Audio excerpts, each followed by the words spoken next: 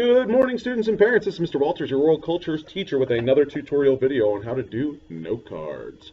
Note cards have been given to every student, 12 to be exact, and a rubber band to secure them. This is your research. This is as good as gold for your project. If you lose all these, you will lose all your information, and you can't just make up information about your explorer because they've been around for hundreds to thousands of years, and you have to present to your classmates what your explorer did, what they found, why they were important, and why their name is in history books for forever and ever and ever and ever and ever. So these note cards are going to be every bit important to your grade as your final project. That's why they're totally worth 100 points plus extra credit opportunities for any extra cards you do. Every note card should be a different source. One note card could be a book, one could be a website, one could be a YouTube video, one could be a radio broadcast, one could be a newspaper, one could be a picture, one could be whatever it is. Whatever has information about your explorer goes on these note cards. If you happen to realize that this note card's not going to fit all your research, go ahead and take two note cards and staple them together, and that will let you know that they're all from the same source.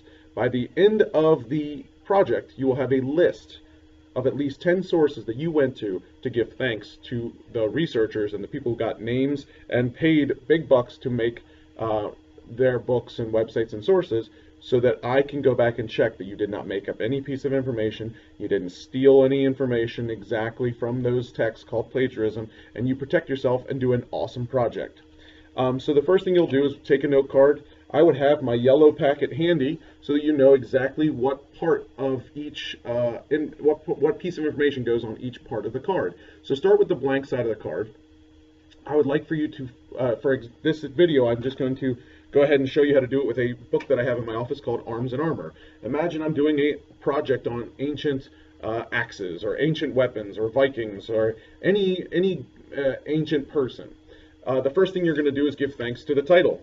It's usually in a different color, all caps, all bold, and it's the biggest lettering on this book, and it will be the same on websites and things, and it's called Arms and Armor. So you'll write title, Arms and Armor. And as I said before, if you're writing in pencil, be careful. These note cards can smudge if they're rubbing together and kept in the rubber bands, so keep them safe. Then, after you need your title, you need this says you need a web address. So let me look carefully. Web address. Web. Is this in the World Wide Interweb? No. So it's not on a website, so you can't put a web address. So skip it. Then the next thing is a type of source. What is this? I know people don't pick these up anymore. They seem like ancient times, and they have dust on them. Smells like paper. It tastes like a book. So guess what I'd write? It's a type of source. It's a book. Sometimes you will write it's a website. Sometimes you'll put down that it's a video. But this particular source is a book. And I challenge some of you out there to check them out of the library. That's why they're there. Or go during your lunch, after school, coach class, go check them out. Borrow them for a moment, take some information from them. After you have the type, you need the author. The person who made the big bucks making it. Author, author, author. Usually, it's on the first title page, but look, it's not there. Then you will go a little further, and it says written by Michelle Biam. Sorry, Miss Biam, if I spelt or pronounced your name wrong. I will spell it right so that I give you thanks for getting paid to make a really cool book about weapons that killed a lot of people, but pretty cool research book. So thank you, Michelle.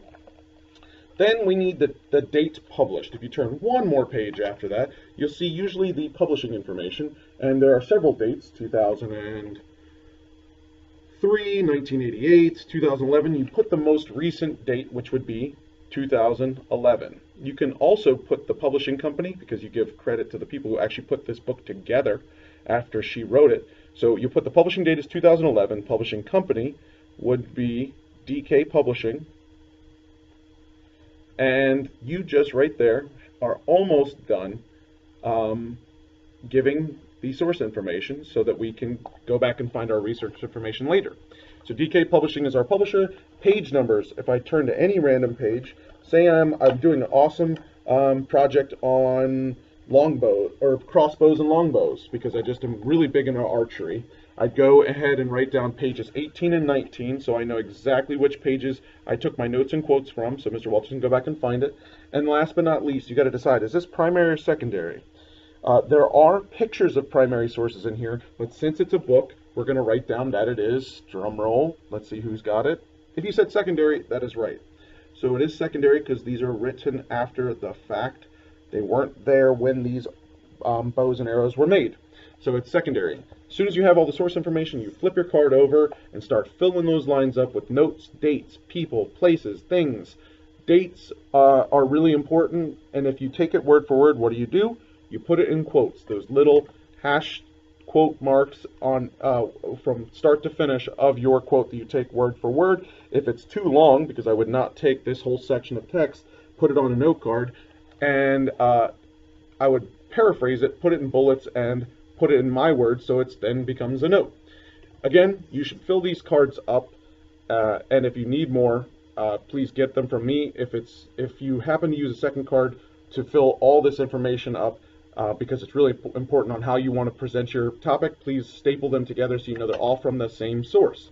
This is a quick lowdown. I'm sorry that I'll create another video about how to do the websites or how you can utilize Wikipedia better, but this is the quick source information card, taking notes and quotes on the back, and that is how you take your notes. Good luck noting and sourcing and researching and making awesome projects.